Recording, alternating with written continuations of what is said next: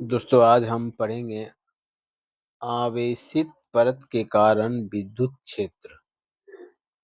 देख सकते हैं दोस्तों, आवेशित परत के कारण विद्युत क्षेत्र यहाँ पर है लिखा हुआ।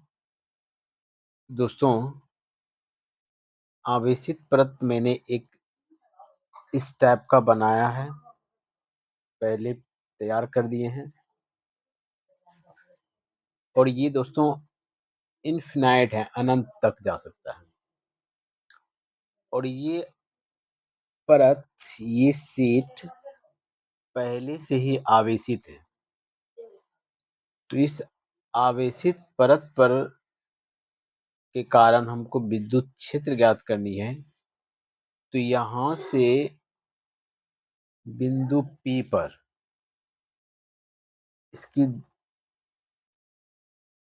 यहाँ इस आवेशित परत के बाहर एक बिंदु P है। इसी बिंदु P पर हमें विद्युत क्षेत्र पता करनी है। तो दोस्तों इसके लिए मैंने इस परत का अल्पांश क्षेत्रफल लिया, एक छोटा सा जगह डिनोट किया, इस जगह इतना सा पार्ट का। ऐसे करके टोटल का निकाल सकते, पहले इतना पार्ट का निकल जाने के बाद तब हम पता कर सकते हैं टोटल जो शीट पर आवेशित है या शीट आवेशित है, इस पर कितना विद्युत क्षेत्र है। तो दोस्तों हम जानते हैं कि ये जो अल्पांश क्षेत्रफल है, जो कि अल्पांश आवेश है, जो कि मैंने dq से डिनोट किया। तो यहाँ पर यह भी अल्पांश आवेश है, जिसको कि डिनोट dq से किया। दोस्तों आवेश से हम जानते हैं कि विद्युत क्षेत्र दूर जाती है। ठीक है दोस्तों, अब यहाँ पर दोस्तों यहाँ थीटा कोण बन रहा है। थीटा की तरफ के लाइन को हम डिनोट करते हैं cos थीटा, तो ये हो जाएगा DE cos थीटा। और यहाँ पर भी देखते हैं दोस्तों, थीटा की तरफ है तो ये भी क्या हो जाएगा, ये वाला लाइन DE cos थीटा। अब दोस्तों इसका विपरीत लाइन ये रहा, इसको डिनोट करेंगे DE sin थीटा। और इस थीटा के विपरीत लाइन ये है, ये वाला भी होगा DE sin थीटा। इसी को दोस्तों यहाँ पर देख सकते हैं, जो अल्पांश क्षेत्रफल लिए हैं, अगर मैं इस पर लंबवत अगर गाउसीय पृष्ठ की परिकल्पना करते हैं इस बिंदु P से, तो इस तरह का जाएगा। तो यहाँ देख सकते हैं, यहाँ पर मैंने कर दिए हैं, इस तरह से होगा। अब दोस्तों यहाँ पर ये जो गोलीय भाग है, ये भाग होगा समतल, क्योंकि आप देख सकते हैं ये भाग क्या होगा, समतल भाग।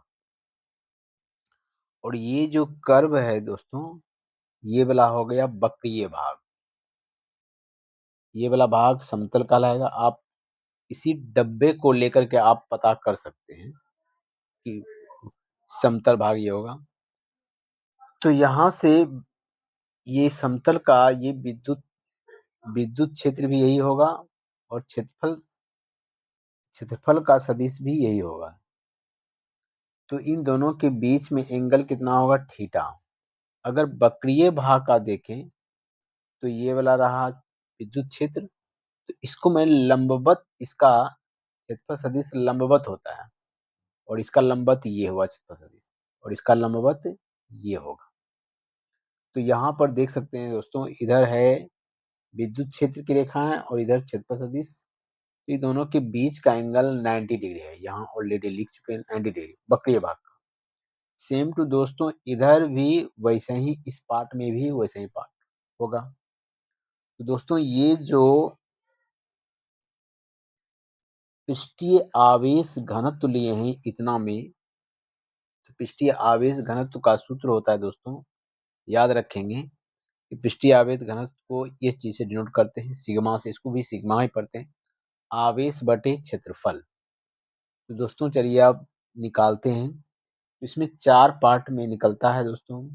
4, एक वक्रीय 1, एक वक्रीय 2, एक समतल 1 और दूसरा समतल 2 ये साइड का। तो दोस्तों हम फाई का मान क्या लिख दिए, वक्रीय 1 प्लस फाई वक्रीय 2 प्लस फाई वक्रीय 1 वक्रीय 2 सॉरी समतल 1 और फाई समतल 2।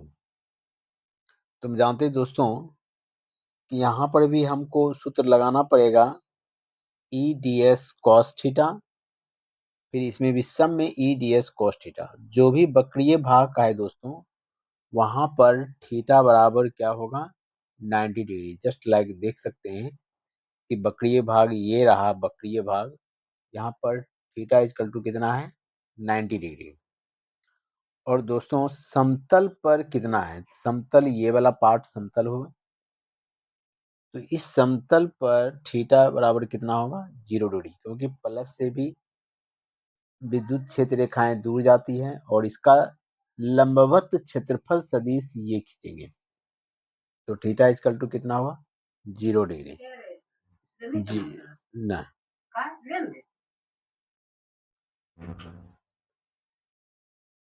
थीटा इक्वल टू क्या होगा 0 डिग्री। तो दोस्तों फाई इक्वल टू, तो ये वाला तो cos 90 डिग्री का मान दोस्तों, cos 90 डिग्री का मान क्या होता है 0। तो ये वाला और ये वाला कैंसिल हो जाएगा, तो ये वाला तो बचता क्या है E D S cos theta और E D S cos theta, ये दोनों बच जाता है। तो देख सकते हैं यहाँ लिख चुके हैं ई डी एस कॉस 0 डिग्री, ई डी एस कॉस 0 डिग्री, तो जुट करके हो जाएगा। और कॉस 0 डिग्री का मान कॉस, एक सेकेंड, कॉस 0 डिग्री का मान होता है 1, तो दोनों जुट करके हो जाएगा 2 ई डी एस। तो ई कॉमन ले लिए तो बचता क्या है डी एस। एक चीज और करेंगे दोस्तों, क्या पे मान लेते हैं, माना वृत्ताकार भाग का क्षेत्रफल एस है, तो इसका समाकलन करेंगे, इस चीज का इसका समाकलन करेंगे तो टोटल क्षेत्रफल मेरे को एस ही देगा, ये चीज याद रखेंगे। समाकलन क्या होगा एस ही होगा समतल पाट का। अब दोस्तों लगाते हैं, तो यहाँ पर ई डी एस बराबर क्या हो गया ई एस, सिर्फ एस आएगा इंटीग्रेशन। अब गाउस के नियम से क्या सूत्र पढ़े हैं, phi equal to sigma q बटे एप्सिलॉन नॉट।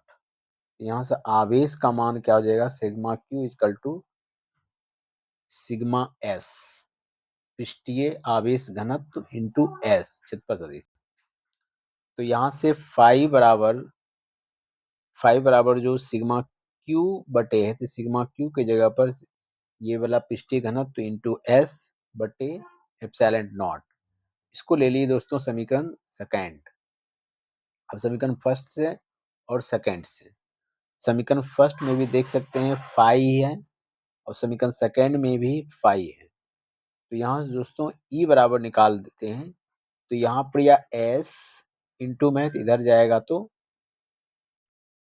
ये सॉरी इधर इंटू एस और इधर भी एस, तो ये वाला एस और ये वाला एस कट जाएगा, तो बचता क्या है ई बराबर बचता है पृष्ठीय घनत्व बटे 2 एप्सिलॉन नॉट। तो यहाँ दोस्तों याद रखेंगे कि ई नियत होगा, ई क्या होगा नियत। तो दोस्तों ये वाली आवेशित परत के कारण जो सीट है समतल सीट, इस सीट में जब ये अल्पांश घनत्व लिए, छोटे से जगह का पहले हम विद्युत क्षेत्र देख लेंगे, उसके बाद टोटल सतह पर विद्युत क्षेत्र कितना है। तो ये दोस्तों यहाँ से यहाँ जो इंटीग्रेशन निकाले हुए हैं टोटल का, यहाँ पे ये 0 लगा देंगे, ये टोटल सतह का क्षेत्रफल हो जाएगा। तो टोटल सतह पर विद्युत क्षेत्र कितना होगा? पृष्ठीय घनत्व बटा 2 epsilon not. Epsilon not denote करते हैं इससे। आशा करते हैं दोस्तों ये टॉपिक आपको समझ में आ गया होगा, और एक बार दो बार इसको प्रैक्टिस करने के बाद और अच्छे से समझ में आ जाएगा। तो अगर ये वीडियो का एक्सप्लेन अच्छा लगा तो दोस्तों के साथ शेयर करें और सब्सक्राइब भी करें। Thank you.